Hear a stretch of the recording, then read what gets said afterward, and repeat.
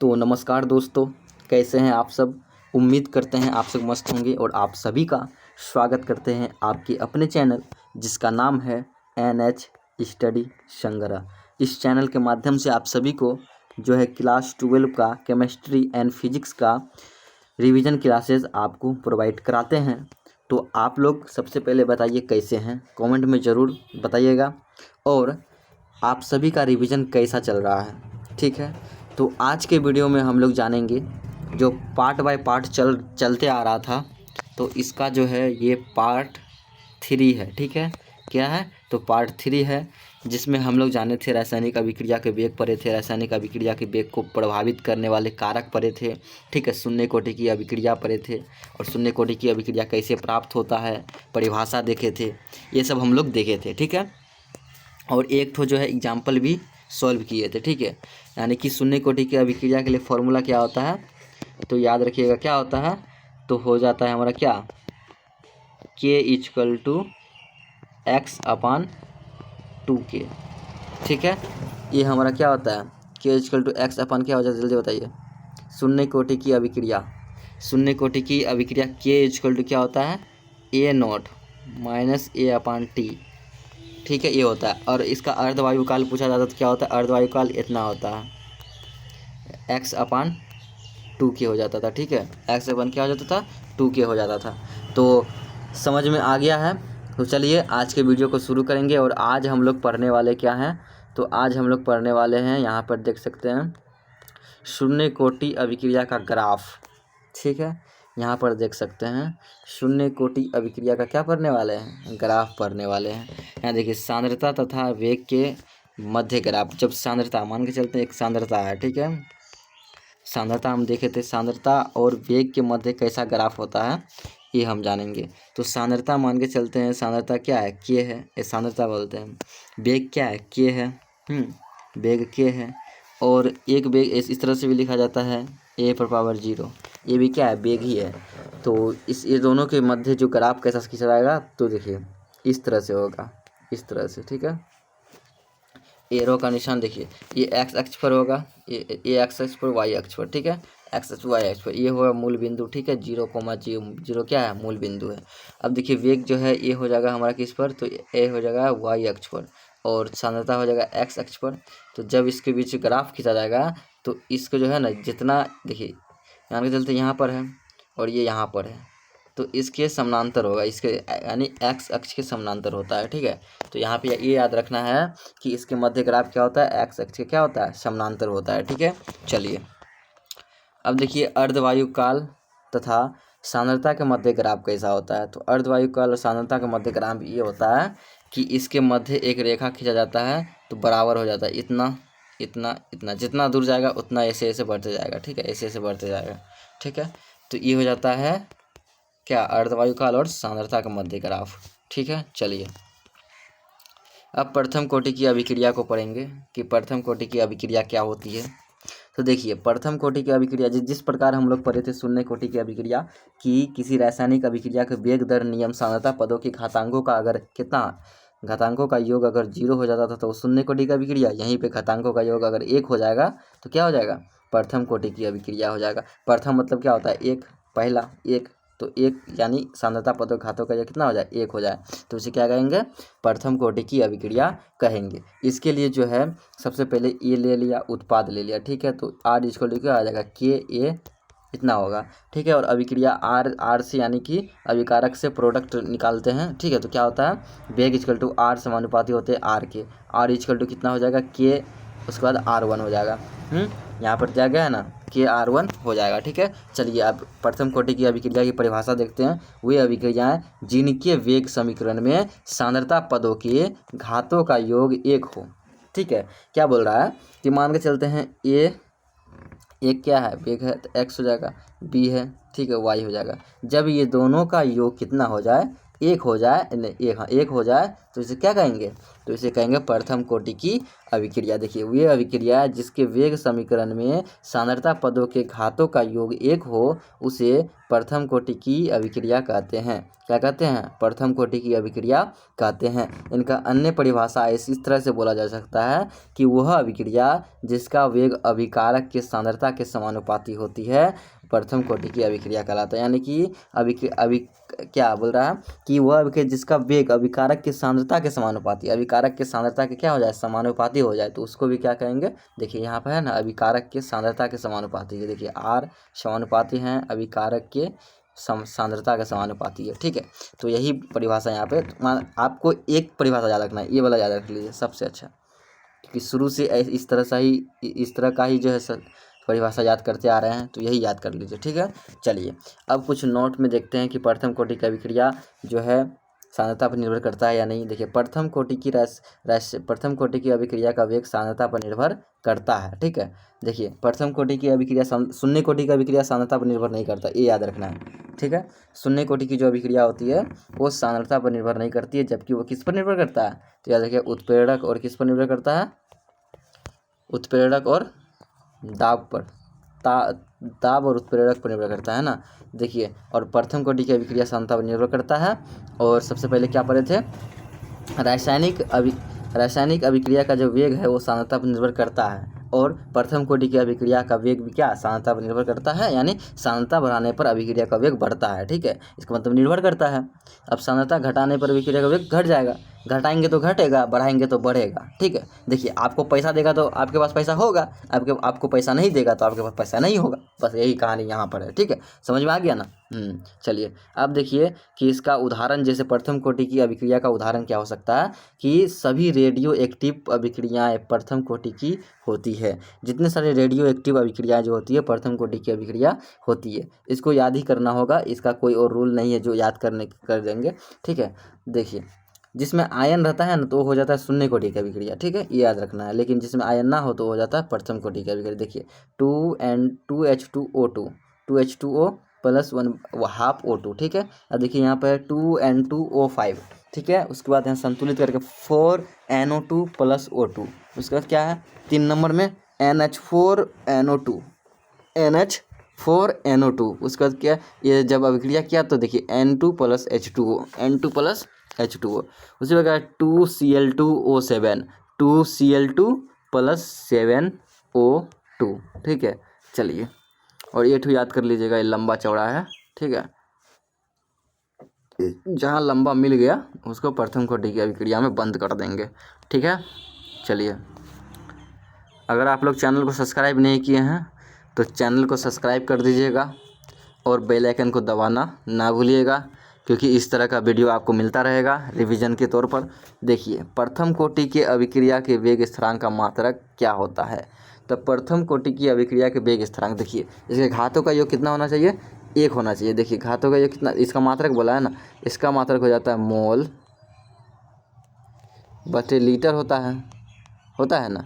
अब देखिए ये होता है शून्य कोटि का अभिक्रिया 1 - n, क्या है समय इन्वर्स है। अब देखिए n यहाँ पे कितना है? n, देखिए उसके घातों का योग ही क्या कहलाता है? n की संख्या होता है। ठीक है, n की संख्या होता है, तो n की संख्या घातों का योग कितना? 1 है, तो n की संख्या कितना? 1 ही होगा। तो यहाँ पे जब n की जगह 1 दे देंगे तो 1 में से 1 जीरो हो जाएगा ना, तो 0 हो जाएगा। जब 0 हो जाएगा तो इसका घात कितना हो जाएगा? 1 हो जाएगा। तो इसका मतलब क्या है? तो बचेगा कितना? समय इन्वर्स। तो इसका मात्रक क्या हो जाएगा? समय इन्वर्स। देखिए यहाँ पर किया गया है, यहाँ पर देख सकते हैं आप लोग। ठीक है, समय इन्वर्स इसका मात्रक होगा कौन? प्रथम कोटि की अभिक्रिया का। ठीक है, चलिए अब प्रथम कोटि की अभिक्रिया का समाकलित वेग समीकरण देखेंगे कि प्रथम कोटि की अभिक्रिया के लिए समाकलित वेग समीकरण देखिए R प्रोडक्ट। ठीक है, यानी अभिकारक और प्रोडक्ट लिया गया है। वेग इसका निकालेंगे तो क्या हो जाएगा? KR1 हो जाएगा। और देखिए यहाँ पर देख सकते हैं KR1 हुआ। अब देखिए dR/dt। ठीक है, इक्वल टू कितना हो जाएगा? KR1 dR/dt KR1। ठीक है, अब देखिए dR/R इक्वल टू KDT कहाँ से आया बताइए तो? देखिए इसको नीचे लाया, इसको उठा के उधर लाया। ठीक है, बस यही काम किया है, और K को गुना कर दिया है, तो क्या हो जाएगा? KDT। उसके बाद क्या है नीचे देखिए नीचे है के डी टी तो हो गया। अब देखिए D R upon R equal to minus K D T. अब इसको दोनों पक्षों का समाकलन कर देंगे, तो समाकलन करने पर क्या आ जाएगा, डी आर अपान आर हो जाएगा, उसको दे क्या माइनस के डी टी। तो डी टी के डी टी को डी हट जाएगा तो क्या हो जाएगा, टी आ जाएगा। ठीक है, तो डी हट जाएगा तो कितना हो जाएगा, टी। तो यहाँ पे देखिए लिखा गया होगा, देखिए, और यहाँ पे लोग आ गया है। ठीक है, लोग का इस्तेमाल करते हैं इसमें, लोग देखिए लोग are equal to minus K T plus C, minus K T plus सी हो जाएगा। ठीक है, सी क्या है यहाँ पे, इसका नियतांक आ जाता है। ठीक है, टी इक्वल टू पहले जीरो रखेंगे, क्या रखेंगे, जीरो। तो R equal to R not समीकरण 2 में रखने पर, ठीक है, यानी टी इक्वल टू जीरो और आर नॉट का आर जो का मान जो है आर नॉट समीकरण 2 में रखेंगे। तो समीकरण 2 क्या है यहाँ पे, देखिए समीकरण 2 यहाँ पर है। ठीक है, इसका मान रख देंगे। देखिए log R not equal to zero plus C, ठीक है, जीरो प्लस सी। इसके बाद सी इक्वल टू कितना हो जाएगा, log आर। ठीक है, अब समीकरण 2 में सी का मान रखने पर, तो कितना हो जाएगा, इतना हो जाएगा। ठीक है, देखिए log E R equal to minus K T plus log E R not. इसका देखिए इस तरह से सॉल्व करते करते यहाँ तक आइएगा तो इसका फॉर्मूला निकल जाएगा के इक्वल टू 2.303, ठीक है, upon T log 10 R not upon R. ठीक है, यही आंसर आएगा, आर नॉट अपान आर। के क्या है, वेग स्थिरांक है, आर नॉट क्या है, प्रारंभिक सांद्रता है, आर क्या है, शेष सांद्रता है, और टी क्या है, समय है। ठीक है, टी क्या है, समय है। चलिए अब प्रथम कोटि की अभिक्रिया के लिए कुछ सवाल दिया गया है। इसके लिए पहले देखिए यहाँ पे के का मान बोला है निकालने, तो के इक्वल टू क्या होता है, के इक्वल टू बताइए फटाफट, के इक्वल टू 2.303 अपान 100 कहाँ, टी आ गया ना, टी का मान 100 दिया। अच्छा 2.003 अपान टी का मान कितना, 100। उसके बाद log 10 का log 10, आर नोट का मान जितना रहेगा, आर नोट क्या है, प्रारंभिक मान है, और आर क्या है, शेष मान है। ठीक है,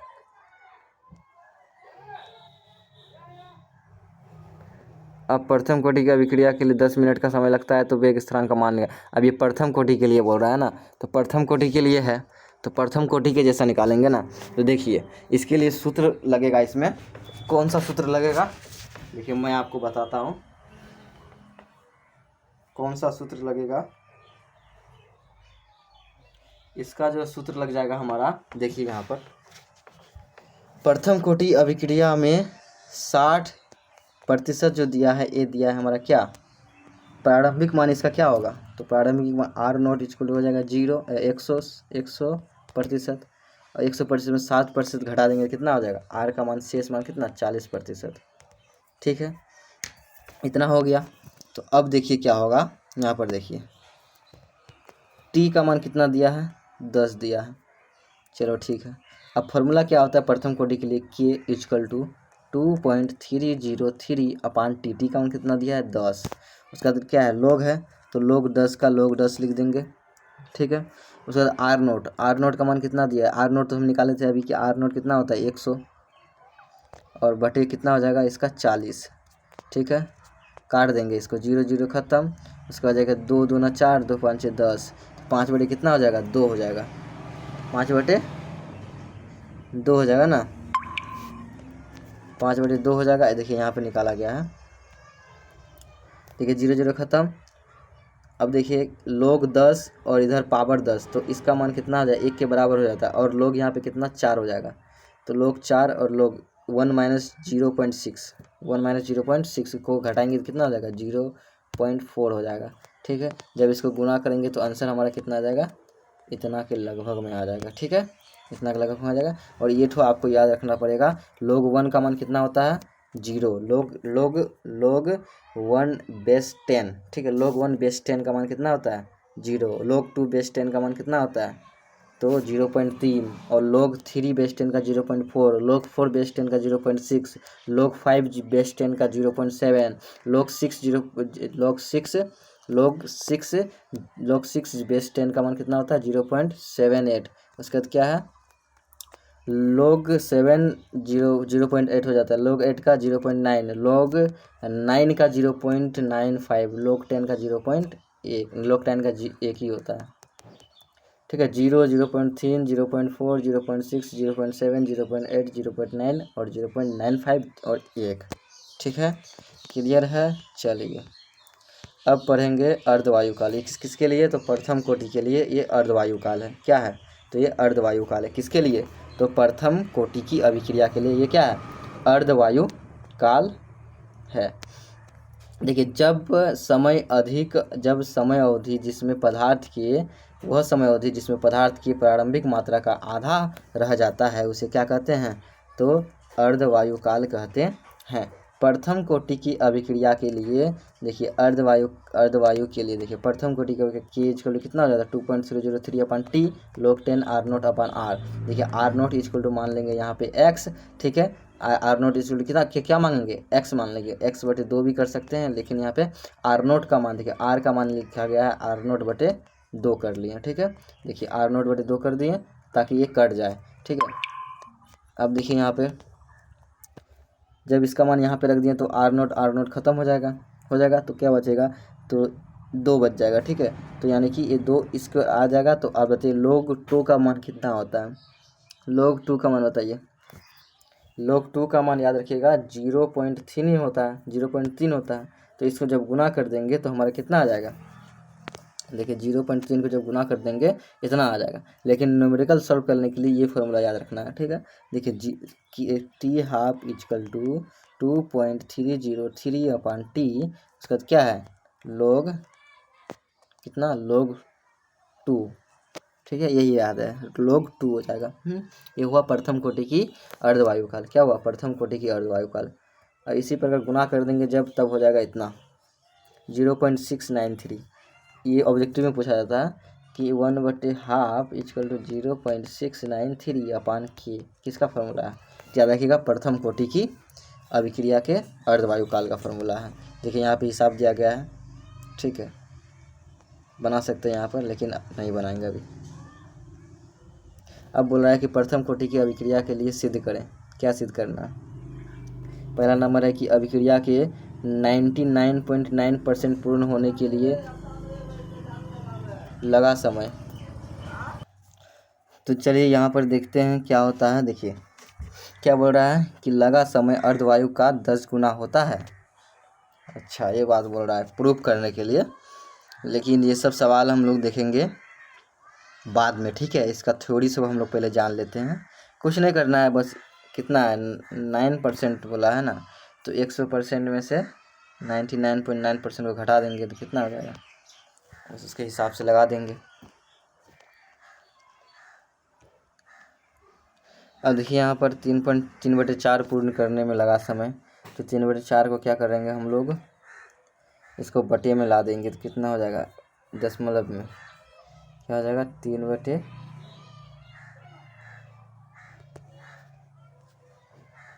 या 0 पॉइंट कितना हो जाएगा 4 7 28 2 4 5 6 20 इतना परसेंट आ जाएगा। परसेंट ये भाग में हुआ, जब परसेंट में लाएंगे तो कितना आ जाएगा 100, ये 100% हो जाएगा। ठीक है, चलिए प्रथम कोटि की अभिक्रिया में बेकार ये भी है, हिसाब ही है, ढलान नहीं पूछा है।